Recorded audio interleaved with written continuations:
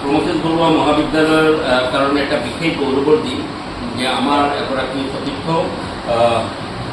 অত্যন্ত মেধাৱী অসমীয়া বিভাগৰ সহকাৰী অধ্যাপক হেমচন্দ্ৰ মিলি তেওঁ আমাৰ বিভাগৰ কাৰণে আজি এটা সুনাম কঢ়িয়াই আনিছে। এইমাত্ৰ আমি উন্মোচন কৰিছোঁ বৈচিত্ৰ্যময় অসম আৰু পৰ্যটন নামৰ এখন গ্ৰন্থ। যৌথভাৱে Humayun Chhetri assistant professor department of economics আৰু অসমীয়া বিভাগৰ হেমচন্দ্ৰ মিলিয়ে যৌথ সম্পাদনাত এখন কিতাপ উন্মোচন কৰিলোঁ আমি। যি কিতাপখন প্ৰকাশ কৰিছে পূৰ্বায়ন প্ৰকাশ গুৱাহাটী পাণবজাৰ আৰু প্ৰকাশক হিচাপে আমাৰ পূৰ্বায়ন প্ৰকাশকৰ এটা বিশেষ নাম আছে। কিতাপখনৰ বেটুপথৰ পৰা আৰম্ভ কৰি বিষয় নিৰ্বাচনলৈকে অত্যন্ত এটা প্ৰাসংগিক বিষয়ৰ ওপৰত তেওঁলোকে এই কিতাপখন সম্পাদনা কৰিছে। আটাইতকৈ দৰকাৰী কথাটো হৈছে যে আমাৰ অসমীয়া বিভাগত আমি আমাৰ বিভাগৰ ফালৰ পৰা গুৱাহাটী ইউনিভাৰ্চিটিলৈকে পৰ্যটনৰ ওপৰত এটা বিশেষকৈ অবিভক্ত গোৱালপাৰা জিলাৰ পৰ্যটনৰ ওপৰত এটা স্কিল এনহেঞ্চমেণ্ট কোৰ্চৰ আমি আবেদন কৰিছিলোঁ আৰু সেইমৰ্মে যোৱা 2 বছৰে আমি স্কিল এনহেঞ্চমেণ্ট কোৰ্চটো দি আছোঁ।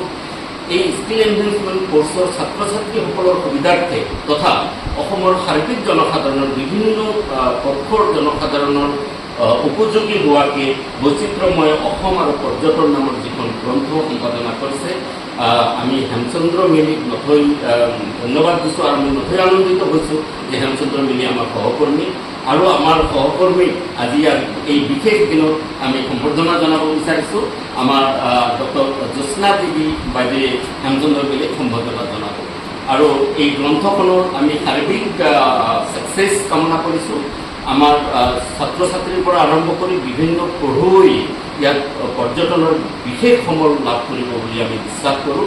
এই গ্ৰন্থখনৰ উত্তৰোত্তৰ শ্ৰীবৃদ্ধি কামনা কৰিছোঁ আৰু আমি আশা কৰিছোঁ হেমচন্দ্ৰ মিলিয়ে অনাগত দিনত আৰু বহু ভাল কাম কৰিব আমাৰ বিভাগৰ কাৰণে, অসমীয়া ভাষা সাহিত্য সংস্কৃতিৰ কাৰণে তেওঁ আজীৱন কাম কৰি যাওক।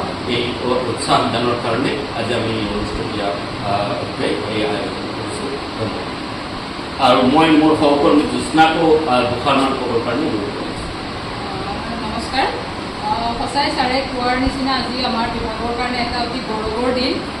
আমাৰ সহকৰ্মী হেমচন্দ্ৰ মিলি আৰু হুমায়ুন চেত্ৰী দুয়ো মিলি যি বৈচিত্ৰ্যময় অসম আৰু পৰ্যটন নামেৰে যিখন গ্ৰন্থ সম্পাদনা কৰিছে সেই গ্ৰন্থখনৰ কাৰণে মই দুয়োলৈকে শুভেচ্ছা জনাইছোঁ আৰু এই গ্ৰন্থখনে আমাৰ ছাত্ৰ ছাত্ৰী তথা এই পৰ্যটন দিশটো ছাত্ৰ ছাত্ৰীৰ মাজলৈ লৈ যোৱাৰ ক্ষেত্ৰত যথেষ্ট সহায় কৰিব বুলি মই ভাবোঁ আৰু দুয়োকে এই ক্ষেত্ৰত সম্বৰ্ধনা জনাই বা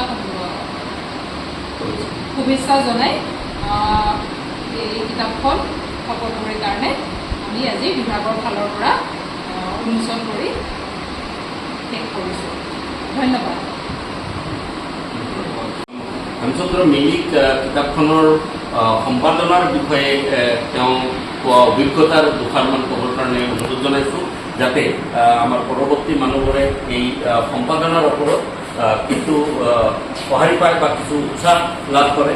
আমাৰ আৰু এগৰাকী কনিষ্ঠা সহকাৰী অধ্যাপিকা মুকুমণি দাসৰো প্ৰথম লিখাটো এই মুকুমণি দাসৰ মই দেখিছোঁ। গতিকে আমি যাতে পৰৱৰ্তী দিনত আমাৰ উঠি অহা প্ৰজন্মক উৎসাহিত কৰিব পাৰোঁ সেইকাৰণে মই হেমচন্দ্ৰ মিলিক অকণমান তেওঁৰ সম্পাদনাৰ অভিজ্ঞতাৰ বিষয়ে ক'বৰ কাৰণে আহ্বান কৰিছোঁ।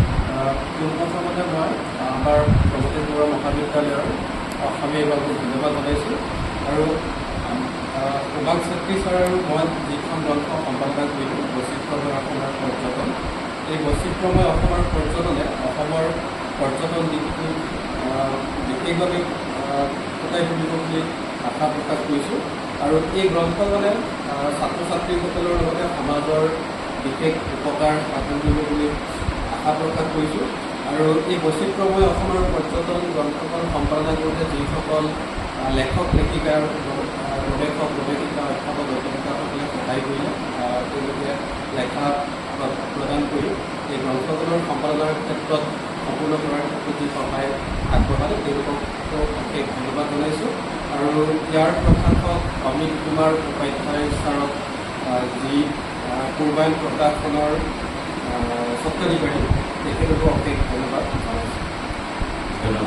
মই এতিয়া আমাৰ বিভাগৰে একেবাৰে কনিষ্ঠা সহকাৰী অধ্যাপিকা নিকুমণি দাসক এটা শুভেচ্ছা বাৰ্তা দিবৰ কাৰণে মই অনুৰোধ জনাইছোঁ।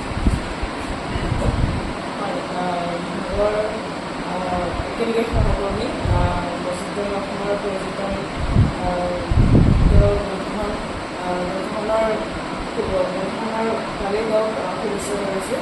গ্ৰন্থখনৰ জৰিয়তে যাতে সমাজখনে পৰ্যটন সম্পৰ্কে বা ছাত্ৰ ছাত্ৰীয়ে শিক্ষা লাভ কৰিব পাৰে সেয়া কামনা কৰি তেওঁক ধন্যবাদ জনাইছোঁ। ধন্যবাদ।